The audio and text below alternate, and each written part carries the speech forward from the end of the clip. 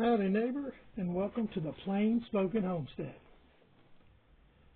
Today we're going to talk about another topic. This will be episode 5, I do believe. How much land do you really need to start homesteading? One of the very first questions people ask when start thinking about homesteading is a simple one. How much land do I really need? Well, very little actually. Start where you are now. Whatever that is. Right here, right now. Sometimes that question comes from curiosity. Look at all those YouTube videos. Sometimes it comes from comparison. Again, YouTube, what you see and what you've heard. And very often it comes from quiet doubt. The feeling that whatever you already have isn't enough. Wrong. It's just not true. The Internet expectations.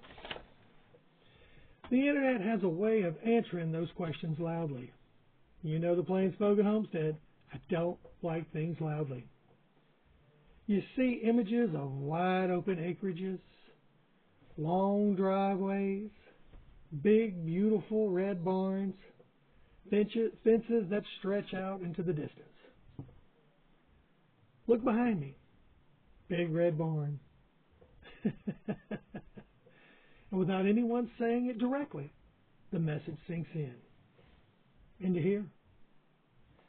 If you don't have land like this, you're not really ready yet. That's just not true. You are ready right now with what you've got. The truth about land. But here's the truth that doesn't get said often enough. Most people don't fail at homesteading because they don't have enough land. They fail because they overload that land they already have. Start small, one system, one season. Land itself is rarely the problem. Design almost always is. A small piece of land can be incredibly productive when it's used intentionally. A backyard garden can meaningfully supply or supplement your groceries. So can a balcony in an apartment. 6 laying hens can provide more eggs than most households expect. They can produce typically between 4 and 6 eggs a day in the high season. A well-placed fruit trees produce more food than a family can eat fresh in a season. One system, one season. Expectations versus reality. The issue isn't size, it's expectations. And yes, you see me looking down because I always write it all down so I can read it and glance at it and make sure I get everything in that I'm thinking about. When people imagine homesteading, they often imagine doing everything. Vegetable garden, animals, food preparation, composting, DIY projects, infrastructure upgrades. It's you, your spouse, or your partner, you're probably 2 or 3 kids, so a household of 5. It's a lot of produce to produce in a year. Same when it comes to meat. Chickens, quail, duck, rabbits, beef. That's a lot of pounds that you have to provide for in a year. And what do you do with all that food? The meat and the produce? How do you preserve it and put it away? Composting? What do you do with all that waste from all those animals and all the scraps from the garden? And what about infrastructure? You've got to build the buildings, the chicken coops, the pig pens, the water system. There's a lot. It's huge. It's insurmountable. Stress equals no joy. First season, one system only. I'm all about no stress. Trying to stack all those into a small property, especially early on, creates constant pressure and stress. not just on the land, but on the person managing it, me. Getting older should be about less stress and more joy. Just ordinary routines, like making your morning coffee. You're just adding one more routine. Say, it's time to go feed the chickens. Unused land is not wasted. Small land works best when each system has room to breathe. That means physical space. But it also means mental space and clarity. One of the biggest mistakes new homesteaders make is trying to use every square foot immediately. They feel like unused land is wasted land. From now, it just means a clear mind.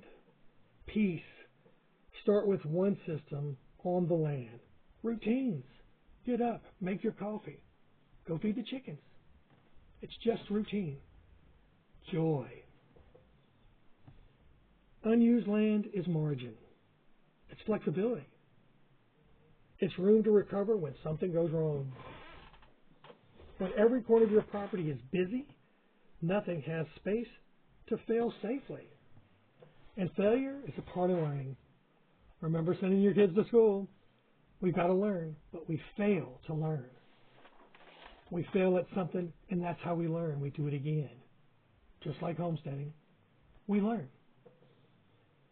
A better question than how much land do I need, is this. What is the smallest system that works actually? What is the smallest system that would actually make my life better, clearer, calm, safe, peaceful? That might be a single raised bed that produces reliable vegetables. Remember that 4-foot by 8-foot garden, that sheet of plywood? First season. Might be a small flock that provides eggs without stress. 6 hens. You're enjoying watching them, scratching, pecking, eating. It's peaceful. It's routine. Might be learning how to improve your soil or manage compost. Old pallets nailed together, and read about composting uses. They're usually free. Homesteading does not begin with acreage. It begins with one manageable system, small and on purpose. Confidence comes first. When that system works, and it really works, confidence grows. And that confidence changes everything. Make life routine, not stressful. You're just getting up, you're making coffee, and you're going to feed and watch those chickens. You'll enjoy it. It'll be joyful. Instead of chasing expansion, you start making intentional choices. You notice what fits your schedule. You notice what drains you. Whew. You notice what you really enjoy, and you keep doing that. That's how homesteads grow sustainably. Not by adding more land. You don't need it. Not by mastering what you already have.